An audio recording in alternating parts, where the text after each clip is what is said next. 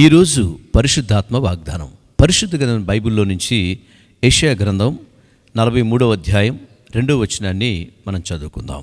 నీవు జలములలో బడి దాటినప్పుడు నేను నీకు తోడయుందును, నదుల్లో బడి వెళ్ళినప్పుడు అవి నీ మీద పొర్లి పారవు. నీవు అగ్ని మధ్య నడిచినప్పుడు కాలిపోవు, జ్వాలలు నిన్ను కాల్చజాలవు. ప్రభునందు ప్రియులారా, ఈరోజు మనకి ఇవ్వబడిన పరిశుద్ధాత్మ దేవుడు వాగ్దానము, నేను నీకు తోడయ్యుందును. ప్రియులారా, పరిశుద్ధాత్మ దేవుడు ఆ దినము యెషయా అనే భక్తుని ద్వారా ఇశ్రాయేలు ప్రజలతో నేను నీకు తోడయ్యున్నానని దేవుడు చెప్తున్నాడని విషయం చెప్తే, ఈరోజు ఈ వాగ్దానం ద్వారా మనందరికీ చెప్తున్నాడు, నేను నీకు తోడయ్యున్నానని. ప్రభునందు ప్రియులారా, మనం చూసినట్లయితే ఈ లోకంలో దేవుడు మనకిచ్చే అభయం, గొప్ప ధైర్యం, గొప్ప వాగ్దానం ఏంటంటే అన్నిటికంటే దేవుడు తోడే ఉండటం. ఒకవేళ మనతో చాలామంది జనులున్నా ఇంకా భయమే ఉంటుంది, చాలా ఆయుధాలున్నా భయమే ఉంటుంది, ధనమున్నా భయమే ఉంటుంది. కానీ దేవుడు తోడుగా ఉన్నాడు అనుకోండి, ఆ ధైర్యమే వేరు.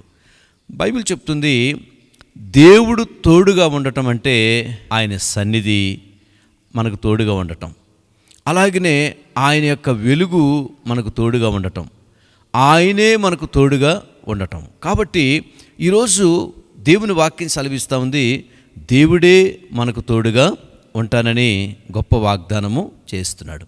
బైబిల్ గ్రంథంలో ఇశ్రాయేలు ప్రజలకి ఆయన ఆ అరణ్యములో పగలు మేఘస్తంభముగా తోడై ఉన్నాడు, రాత్రి అగ్నిస్తంభముగా తోడై ఉన్నాడు, ప్రత్యక్ష గుడారములో షకీనా మేఘముగా దేవుడు తోడై ఉన్నాడు. నిజంగా దేవుడు తోడై ఉన్న ప్రజలకి ఎంత ధైర్యం అండి, ఎంత బలం, ఎంత ఆదరణ, ఎంత ఆశీర్వాదం, ఎంత ఆరోగ్యం, ఎంత క్షేమం, ఎంత మేలు. అవును కదా.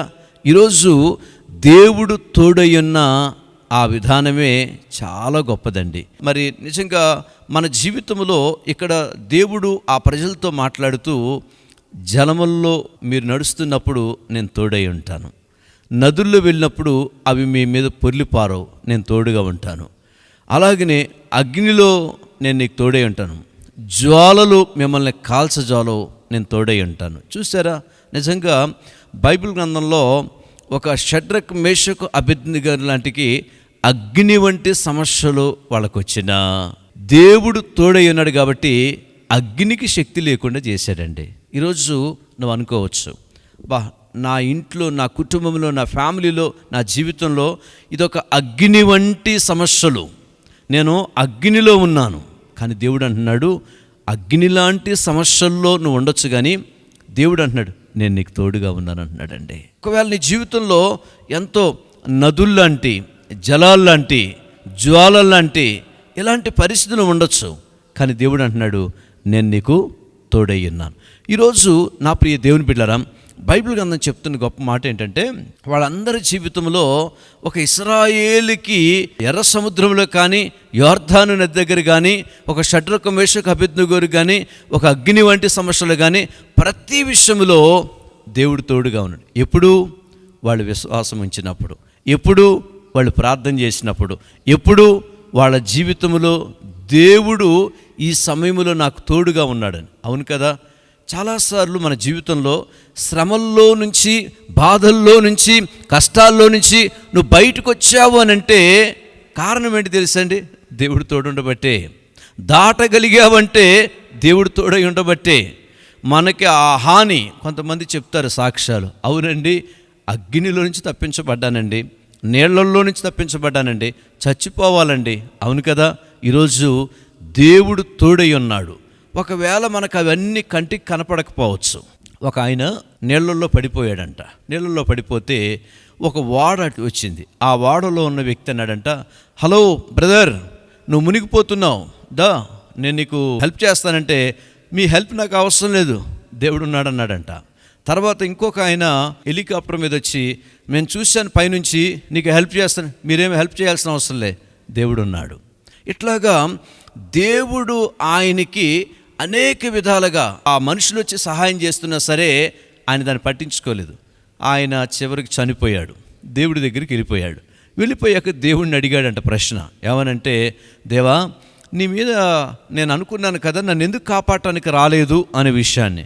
అప్పుడు దేవుడు అన్నాడంట, పిచ్చివాడా, నేనెందుకు రాలేదయ్యా, నేను వచ్చాను. ఎలా వచ్చాను?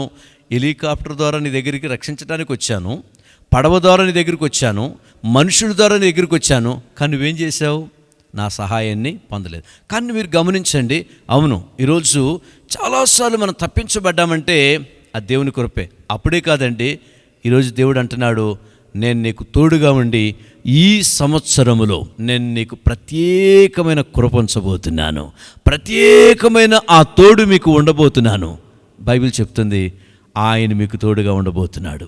ఈ సంవత్సరం, ఈ నెల, ఈ వారము, ఈ రోజు నీకు ప్రత్యేకంగా ఉండబోతుంది. దేవుడు మిమ్మల్ని దీవించునుగాక. ప్రార్థన. ప్రేమగల యేసయ్యా, నీకు వందనాలు. ఈ దినము నాయన, మీరు మాకు తోడుగా ఉండటం కంటే గొప్పదేం లేదు. ఎన్ని మాతో ఉన్నా, ఎంతమంది మాతో ఉన్నా ధైర్యం సరిపోదు, బలం సరిపోదు నాయన. కానీ మీరుంటే నాయన, ఆ ధైర్యమే వేరు. కాబట్టి ఎన్నోసార్లు మాకు తోడుగా ఉండి ఇశ్రాయేలు ప్రజల్లో జలముల్లో దాటినప్పుడు, అగ్నిలో దాటినప్పుడు, జ్వాలల మధ్యన నడిచినప్పుడు, నాయన నదులు పారినప్పుడు వాళ్ళకు తోడై ఉన్నావు కదా. మా జీవితంలో కూడా ఎంతవరకు తోడైనది మీరే. ఈ సంవత్సరంలో ఒక గొప్పగా మీరు తోడై ఉన్నందుకు, ఎన్నో బలమైన విజయాలు ఇస్తున్నందుకు కృతజ్ఞతలు చెల్లిస్తూ యేసు నామములో ప్రార్థిస్తున్నాం తండ్రి. ఆమెన్.